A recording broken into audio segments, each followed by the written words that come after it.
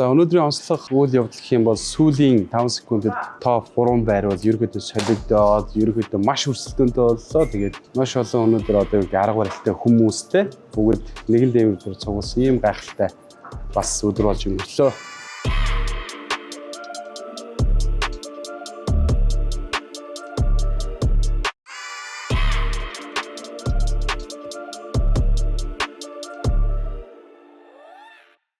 Хамгийн эхлээд мэдээж одоо бид нар санхүүгийн зах зээл дээр байгаа. Тэгэхээр санхүү талаасаа бид нар эрсдлийн менежмент гэдэг зүйлийг айгүй сайн барих хэрэгтэй. Жишээлбэл яг тэмцээний дунд хэсэг $14,000 хүн маань нэгсэндээ тэмцээнээс хасагдсан тий.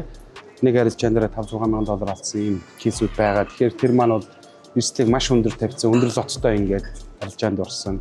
Тэгэхээр эхнийх нь бол мэдээж эрсдлийн менежмент, дараачих нь мэдээж альва бараа бүтээгдэхүүн нөгөө эрэлт нийлүүлэлтээсээ тий бас ингээд тогтож байгаа. Тийм болохоор нэгслээ level 2 датаг бас хараасаа гэж хүсэж байна.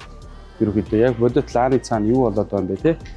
За өнөөдрийн үйл ажиллагаа маш амжилттай болж өнгөрлөө. Тэгээд дараагийн үйл ажиллагаа эвент тэмцээнээр хамтдаа уулзцгаая. Баярлалаа guys.